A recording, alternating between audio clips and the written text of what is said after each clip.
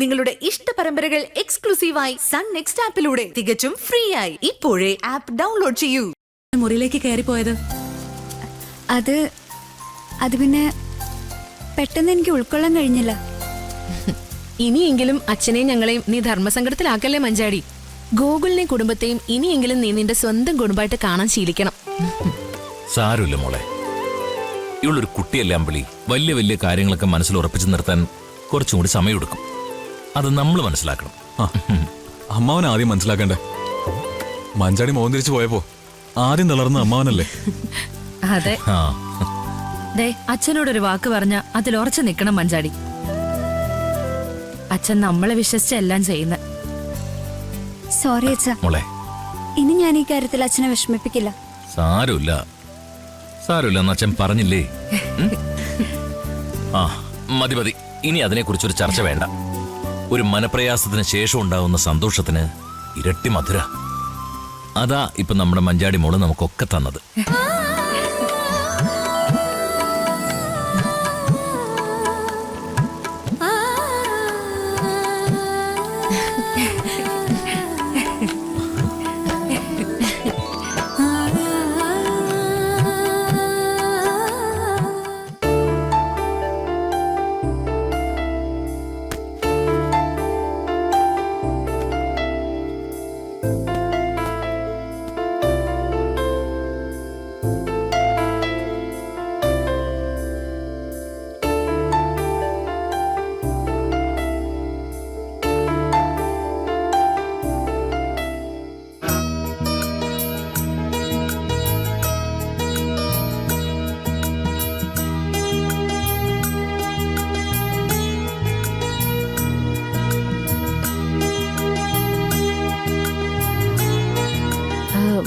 രഘുവേട്ടൻ എന്താ ആലോചിക്കുന്നേ?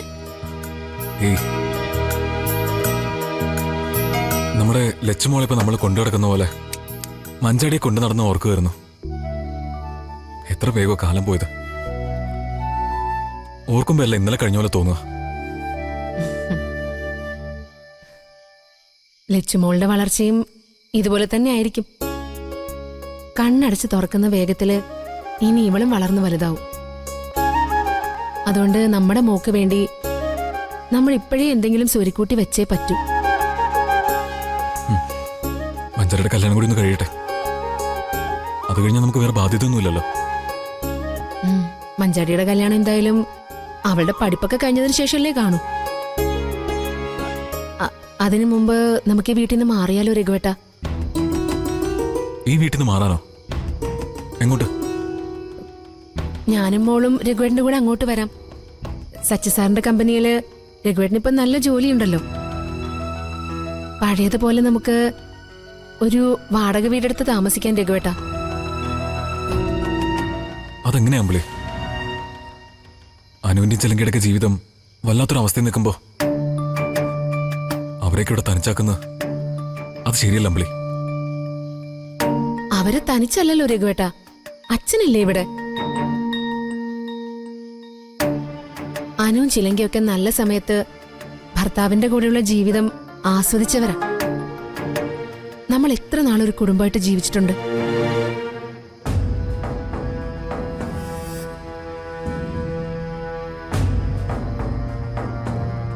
ഞാൻ എല്ലാ കാലവും ഇങ്ങനെ മറ്റുള്ളവർക്ക് വേണ്ടി വെച്ച് വിളമ്പ് ജീവിച്ചാൽ മതിയോ രഘുവേട്ടാ? എനിക്കും എന്റെ ഭർത്താവിന്റെയും മോളുടെയും കൂടെ ജീവിക്കാൻ ഒരാഗ്രഹം ഉണ്ടാവില്ലേ?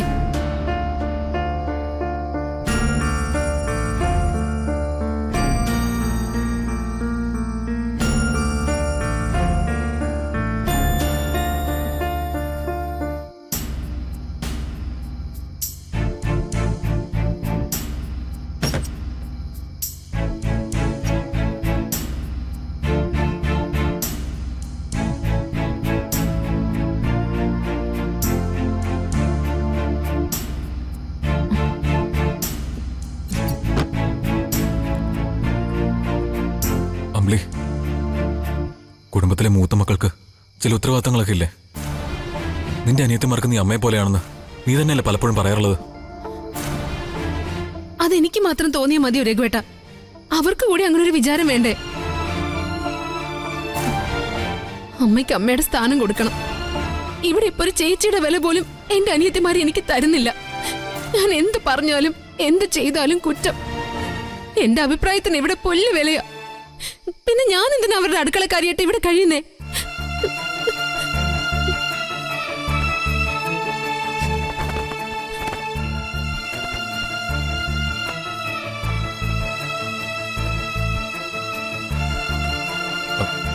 അമ്പിളി, നമ്മുടെ മോളെ നമുക്കൊരു നല്ല സ്കൂളിൽ ചേർത്ത് പഠിപ്പിക്കണ്ടേ രഘുവേട്ട? നമ്മുടെ മനസ്സും ആരോഗ്യമൊക്കെ ഇവൾക്ക് വേണ്ടി നമ്മൾ ഉപയോഗിക്കണ്ടേ? അല്ലാതെ മറ്റുള്ളവർക്ക് വേണ്ടി കഷ്ടപ്പെട്ട് നമ്മൾ തളർന്ന നമ്മുടെ മോക്ക് പിന്നെ ആരാ ഉള്ളേ? അമ്പിളി, ഡി, നീ പറയുന്നൊക്കെ ശരിയാ. നമുക്ക് നമ്മുടേതായ ഒരു ജീവിതം വേണം. പക്ഷെ ഇപ്പോഴത്തെ ഒരു അവസ്ഥയിൽ നമ്മൾ ഇവിടെ നിന്ന് പോയാ അത് അമ്മാവനൊരു ക്ഷീണമാവില്ലേ?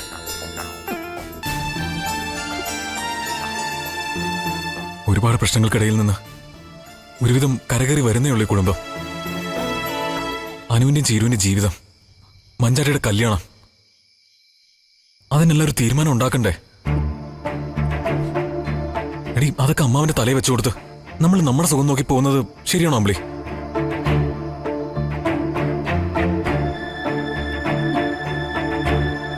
അച്ഛനെ കുറിച്ച് ഓർക്കുമ്പോ എനിക്ക് വിഷമമുണ്ട് രഘുവേട്ട. പക്ഷേ എന്റെ അനിയത്തിമാരുടെ കൂടെ ഒത്തുപോകാൻ എനിക്ക് ബുദ്ധിമുട്ടാ. നമുക്കൊരു വിലയും തരാത്തവർക്ക് വേണ്ടി നമ്മൾ നമ്മുടെ ജീവിതം ഹോമിക്കേണ്ട കാര്യം എന്താ? മക്കളെ ജീവിതകാലം മുഴുവൻ സംരക്ഷിക്കേണ്ടത് ഒരച്ഛന്റെ കടമയാണെന്ന് വിചാരിക്കാം. അത് നമ്മൾ തലയിലേറ്റി എടുക്കണം.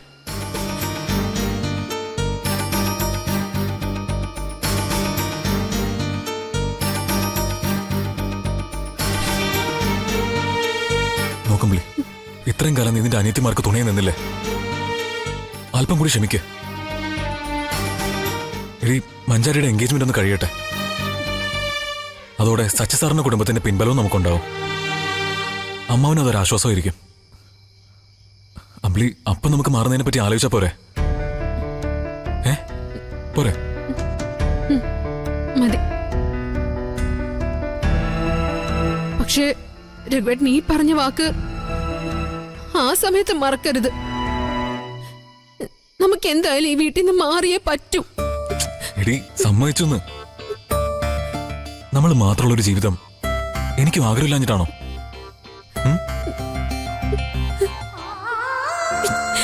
നീ എന്തുവാടി ഇങ്ങനെ?